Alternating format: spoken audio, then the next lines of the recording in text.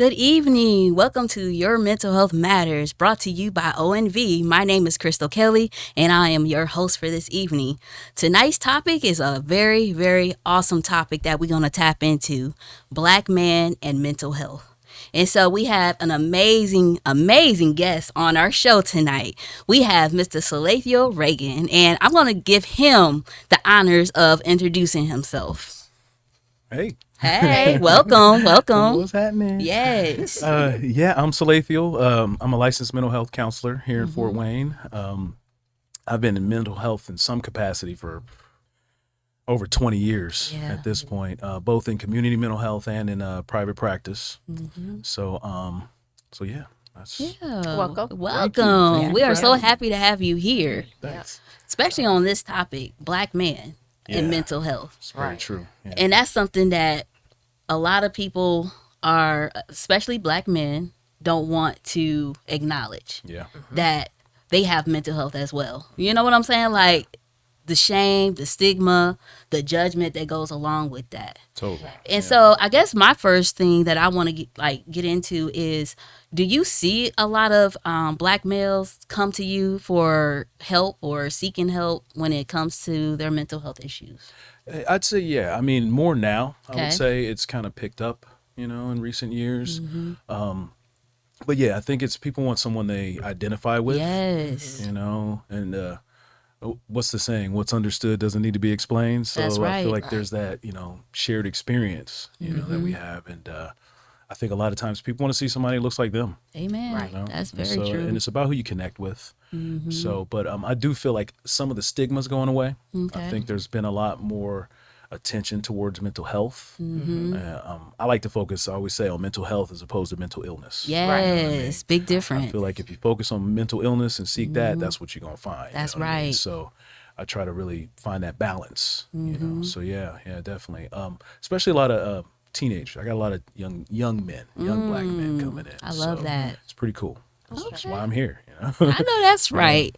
And that's the thing that we always hear is that where are the Black male therapists? Yeah. Right. Especially here Fort in Wayne. Indiana, Fort Wayne. And so for you to be on our show tonight, you're here. Yeah. He's real, y'all. He's real. So that brings me to my question. Yes. Was there a particular event that happened for you in your young years that drew you to the field of mental health?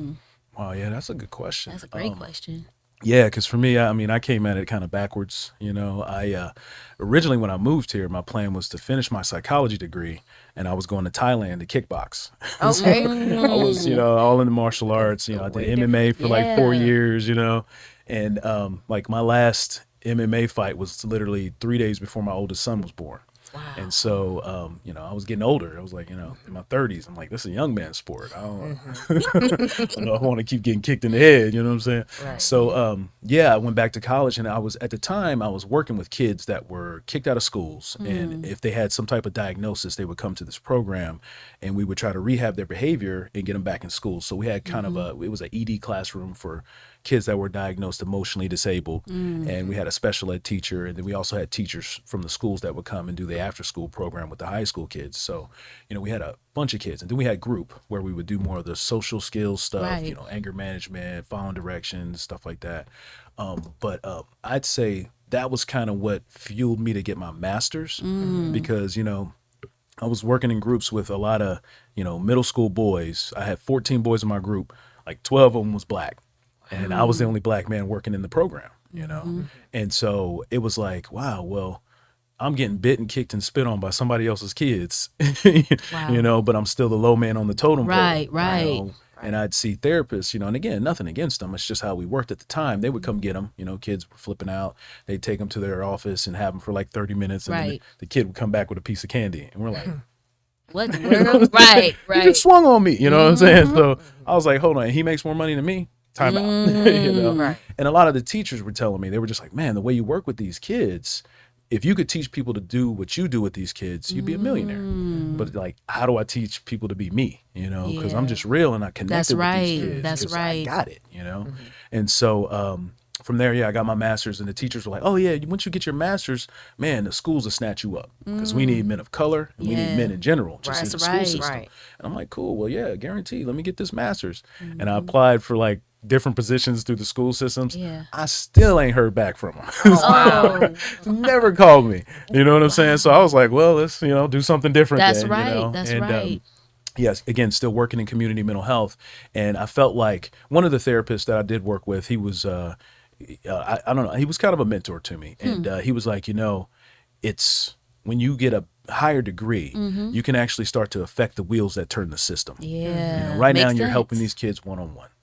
But when you get the master's degree and you're working with families and you're working with, schools, as a group, That's right. you can do more work. And so, and that's borne out too. I've seen that be true because I've done a lot of stuff since getting my master's. So it's been pretty cool. It's a long, strange trip. Right. Okay. But you mentioned the school system working with the kids there. Yeah. So do you feel that that's a real thing as far as labeling our kids in the special ed and then with their behavior? Yeah. Because I'm not sure how everybody else feels about that. Right. But Black kids, Black children learn differently. Their experience is different. Their That's environments are different. So you're going to have a different behavior from them. It's not necessarily always bad, but unfortunately our kids are labeled in a negative light because the others don't understand. Yep. Yeah. I would say that. I'd see that a lot, where just it's like they just want to give them a label to have an excuse.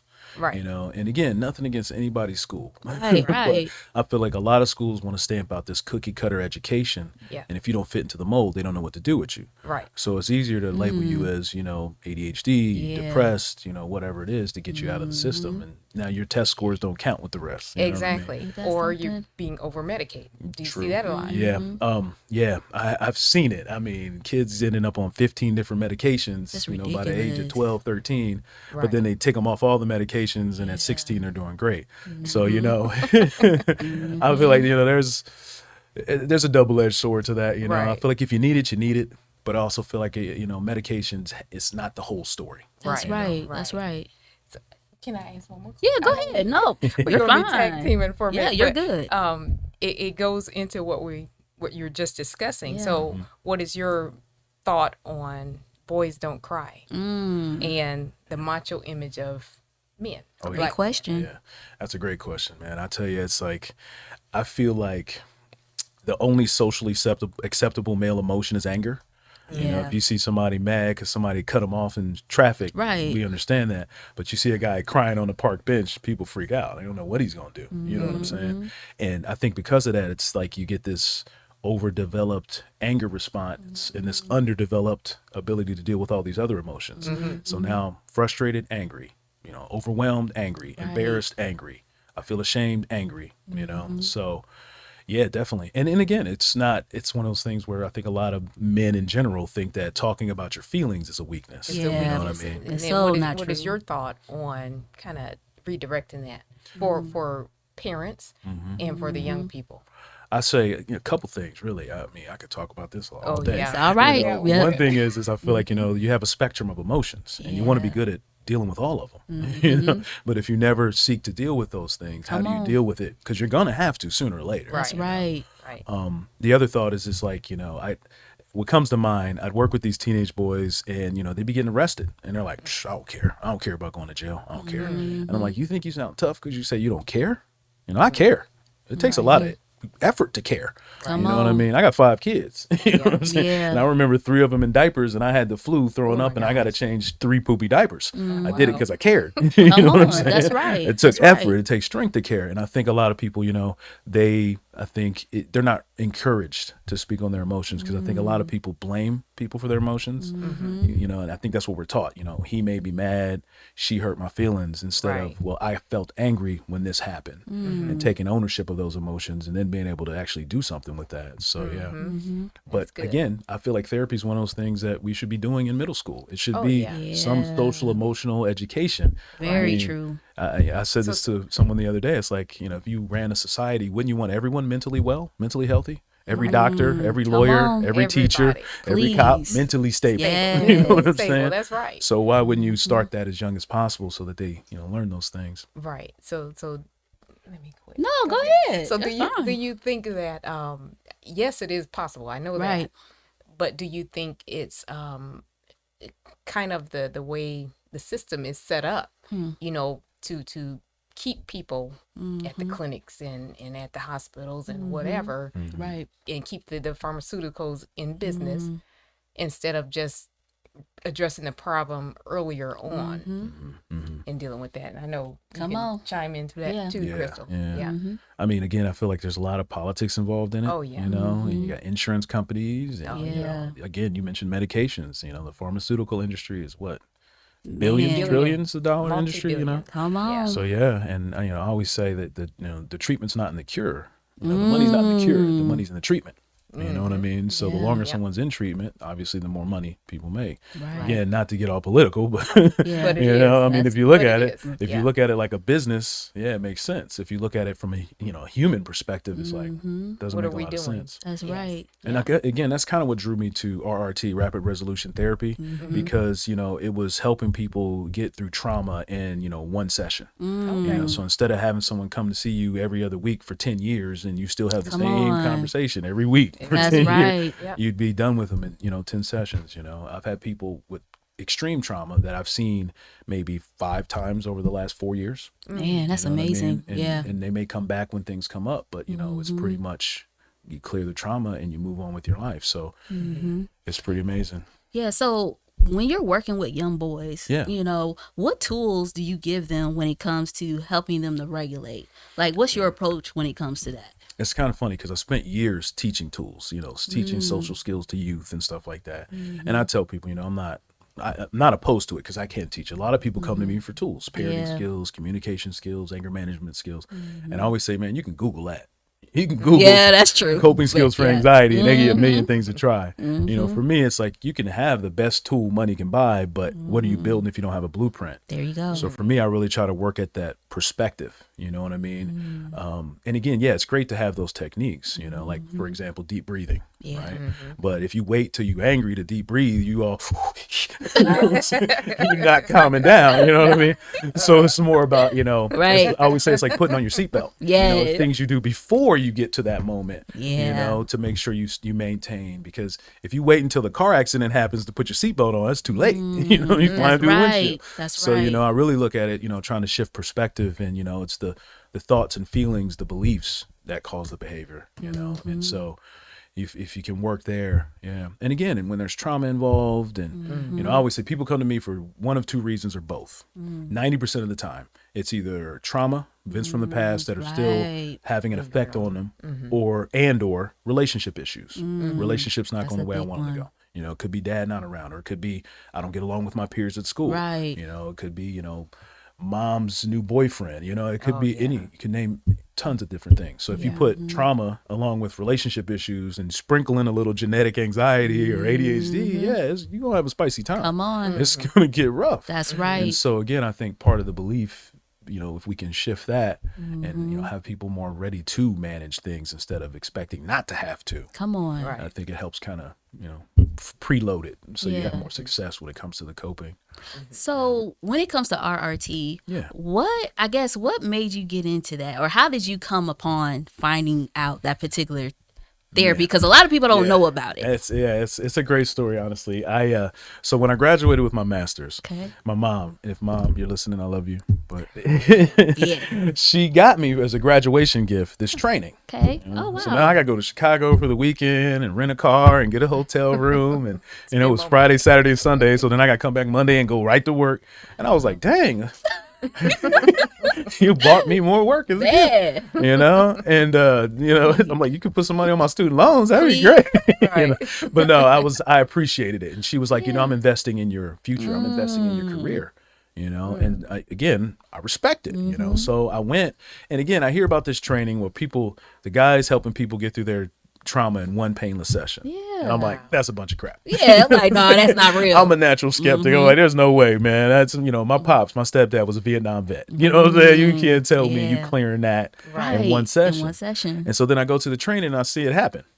Wow. And then I see it happen again and again and again for all kind of different issues. And I'm like, well, wait a minute. How do I do that? Right, you know? right. And I kept going. And I think, man, the first year of going to RRT trainings, I went like every month. And I probably had something like, you got to have 20 CEUs to keep your license. I had like 175 CEUs Oh my that first year gosh. alone, because it made sense. And it was a lot like the way I like to work. Again, I want to help somebody get past that stuff That's and move on right. with their life. Right. I feel like therapy shouldn't be treated as a terminal disease. Thank you. Something That's you right. got to have to the end of your days, but it's a cast on a broken arm. The arm heals, you take it off.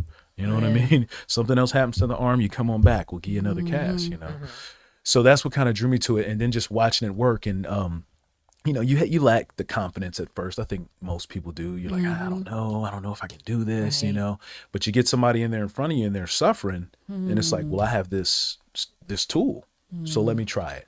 And then it worked. And I was like, well, wait a minute, that worked. You know what I'm saying? And so then I just, I kept doing it. And I think my first training in RRT was in 2015. Wow. And I literally had a training last night. I was telling you guys about earlier. Yeah. So yeah, it's great, and it's constantly evolving, it's constantly changing, and it's becoming more and more effective, I believe. I love it. I see stuff that he does now, and it's like he does something in 40 minutes that would take me an hour and a half to get to. You know what I mean? And that's Dr. Conley. Yeah, Dr. John Connolly. Yeah. So, you get a chance, rapidresolutiontherapy.com is the website. And again, there's tons of books and tons of resources, testimonial videos, you name it. It's an awesome community. Everybody's so amazing and supportive. I mean, there's psychologists and doctors, there's massage therapists, there's all kind of people doing, RRT all over the world, really. And I just got his last book. It's called Grief is Not Sacred. Oh, I saw And that. it's really about working with traumatic grief and stuff, complex and frozen grief with people. And I'm maybe a third of the way through it, and it's mind blowing. That's amazing. Yeah. But again, watching him work, he's masterful. He's the guy that created it. I mean, Come on, that's true. He's been doing it. So, yeah. But again, I can't be him, so I have to make it mine, and I have That's to do it my right. way. And and it's really about connection. Connecting with your clients and being responsive to what they need from you. I think the biggest difference is in RRT. I think a lot of therapists, if they don't help their client, they would say that the client's resistant to treatment. But RRT practitioners believe it's my job. Yeah. To fix it. It's my job to get you better. You go to the dentist with a toothache and he don't fix it. Come on. You know what I'm saying? Right. Yeah. But also he doesn't just say, you go to the dentist, he doesn't just give you the tools and say, get to work. I'll see how you do. You know what I mean? He gets to work. And so that's the way, it's a different perspective. So yeah. I love it. So what would you say to men, whether young men or older men, that have experienced maybe childhood traumas, whatever that may look like, maybe it be personal or environmental trauma, something somebody else experienced that they witnessed. Yeah. What would you say to those men in how to first get to therapy or reaching out? What does that look like? I'd say get help immediately. Please. Immediately, Yes. Again, you can start with your doctor. Excuse me, talking to your doctor about it, and see what they think, because doctors do evaluations and stuff, and they probably have referrals and people they'd send you to.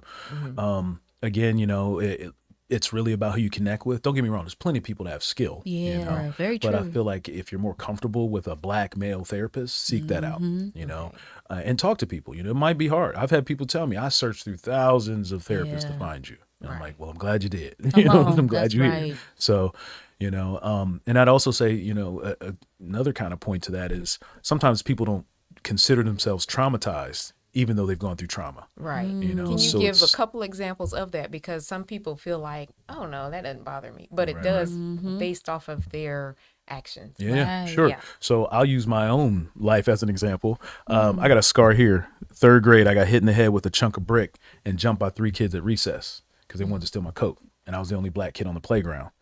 And I think, I just remember thinking, first of all, well, if it takes 3 of you to beat me up, you weak. You soft. You definitely can't take one of these. And I got 2 of them. You know what I'm saying?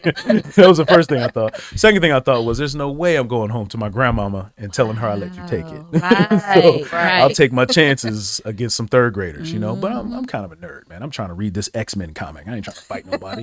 You know what I mean? And I think that experience, a lot of kids wouldn't have wanted to go to school the next day. Yeah. You know what I mean? That'd have been traumatizing for them. School's tough. I got, hurt. I had to get stitches. For me, I went to school the next day with 2 pockets full of rocks. Like, what's happening? Hey, you Y'all ready. throwing rocks today? Yeah, I'm ready you today. Oh, y'all ain't throwing rocks? Oh, I am. You know what I'm saying? So, and don't get me wrong, I didn't consider that traumatizing, but I'd say from 3rd grade on, I was ready to fight anybody, and threw myself into wrestling, football, again, cage fighting, kickboxing, all the stuff. So would you say that was an unknown way of coping? Yeah. I would definitely say that. And again, it was a tool. Anger's a tool, right? It kicked open some doors for me. It got colleges interested in me. Can't talk. It got colleges interested in me for wrestling, and giving myself concussions in football. So, they sent me letters for that. You know what I mean? So, and it also, you get angry, you feel powerful. People leave you alone. You know what I mean? They back off you. So it was one of those things when I did struggle with some things, you could get angry and get some space, but you get to a point in life where that skill don't work no more. No. You know what I mean? No. You can't just get mad at your boss and get a raise. You know Yeah, what I'm saying? It don't work. Yeah, you gotta be smarter than that. Yeah. Right. Make it work for you. Right. Yeah. And I have one more question. Yeah. Crystal, you can take the You're the fine. mic. So how would you encourage young minorities, particularly young male minorities, to at least look into this field? If I love for that. nothing else, to help someone else along. Because we're lacking in numbers. Right. The disparities are there. Yeah. And because of that, we don't have enough Black men, concerned about their mental wellness, mental health. Yeah, or even seeking to be in the field. Right. Yeah. So What comes to mind is something that actually Dr. Connolly said to me. He said, all these horrible things have happened to people. Now you get to happen to people. So get out there and happen. So in my mind, it's like, I love what I do. It doesn't feel like work. Right. It's like I'm catching up with old friends, hanging out with my nephew, just trying to give him some game. You know what I'm saying? Some wisdom about life. You know what I mean? Yeah. Right. And obviously there's therapeutic technique, there's science to it too. Right. But you got to connect. If they don't buy what you're selling, if you don't trust That's them, you know what I mean? So I would definitely encourage, and I think it's, people want to see themselves represented. So definitely the more, people of color we have doing therapy, I think the more people will come to therapy. will come and the more wellness we'll see. Definitely. That's So, right. and I'm glad you made a little point on that. So therapy is not always somebody sitting on the couch and you're sitting at a desk. Right. You can have that session at a park or something. There you go. Yeah. You go do that with your friend. Right. You know what I mean? Right. And again, I And get it's it. more personable. Especially with kids. A lot of times I always say the kids' behavior is not a problem for them usually. It's a problem for all the adults around them. You know what I'm saying? So they ain't want to come Statement. anyway. Right, But then you get them to come by saying, oh man, he's cool, man. You'll like him. It's just somebody to talk to about your feelings. Right. I Right. don't want to do that. You know what I'm saying? Again, I'd rather you find a friend and you and your friend connect and talk about your feelings all day. Right. I'd rather get this trauma out of your head and Come clear the on. depression, anxiety, whatever you're dealing with, and Right. move on with your life, and someone else gets a turn. You Right. know what I'm saying? Right. So definitely, but good question. So Yeah. we're encouraging, 'cause, probably about September, we'll have that Black mental health professionals and Black healthcare professionals, Nice. like a seminar. Yeah. We'll talk more about that. And we Okay. would like to invite you there. That's what's up. Most So we get definitely. them Yeah. Yeah. Nice. So, as a therapist, how do you take care of your mental There health? you go. Oh man. Yeah. It's because that is something, man. I feel Come like on, it's a real thing. caregivers, man, we put ourselves on the back burner. You find yourself caring about others so much, and if they called it rational detachment. I can't save the world. I can only help who I can help while I can help them. Right. But if I don't take care of me, I can't help nobody else. If I'm falling apart at the seams, I can't lift my family up. I can't lift my friends. So for me, honestly, it's back to the basics. It's exercise, it's sleeping, Yeah. it's eating right. Come you know what I on. mean? I've changed a whole lot of things just about my diet and my exercise in the last couple years, and I feel amazing. You know what I mean? I was 272 last February. I was 237 this morning. You know what I mean? And again, all it is being more active. Yeah. I take walks throughout the day. Again, I'm doing 7 hours, 8 hours of therapy, sitting in a chair for 8 hours, Right. and going to the gym for 40 minutes isn't going to make up for that, So I have to find ways during the day to just get walking, I love that. moving. And there's lots of ways, again, there's yoga, meditation, Tai Chi.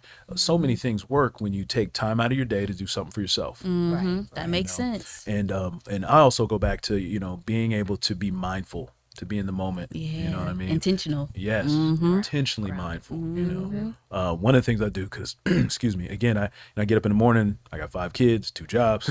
You know, I start thinking about everything I got to do, and so what I do the first 5 minutes of the morning is I just lay there and I listen to the fan, and I try to experience the world. It sounds weird, I know. But No, it makes sense though. no, but I try to just experience the world without language.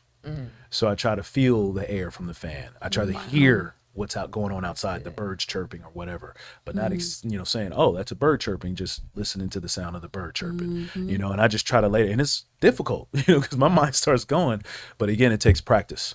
You know, I try to go back to that, not thinking about anything, just listen to the fan. And it's keeps my anxiety, or whatever you want to call it, tension, stress, low starting the day. I love that. So then it never really gets high throughout the day. So that's something I've had to learn to do, because I traditionally I don't have a quiet mind. So you know, resting, settling down is difficult for me. But Right. you know, it's like I said, it's a skill. It takes practice. You know. And do you have a spiritual piece to that to encourage your clients? Sure, yeah. I always say body, mind, spirit. Yeah, you gotta it's feed all all connected. three. You gotta feed all three. And you know, when we get out of school, a lot of people stop learning.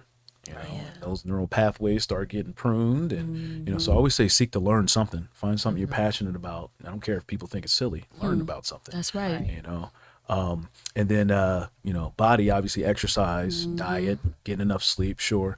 And then spirit. I always say, you know, spirit. Yes, a lot of people feel the spiritual need with, you know, religion, church, and that's great. Don't get me wrong. But art is a spiritual pursuit. You know, painting isn't just about science. You know what I mean? That's right. And poetry, music, you know, gardening, you know, So volunteering. many You know what I'm outlets. saying? Go work with animals. You know what I mean? Volunteer with disabled kids. It's hard to feel depressed when I got this kid that's just happy to see me there. That's I'm right. there for him today. You know, so I think that's part of it too, is being able to turn outward into the world instead of turning inward into ourselves. Yeah. And so, yeah, I would say that's, you know, a spiritual pursuit as well. And again, connecting with human beings. You know, I feel like connecting with other humans is one of the most difficult things you can do and one of the most valuable things you can do. Come on. know? That's right. So That's being right. able to do that, yeah. So, with that being said, this is Your Mental Health Matters, and we appreciate you, Mr. Salathiel, Thank for you. coming here, sharing your wisdom.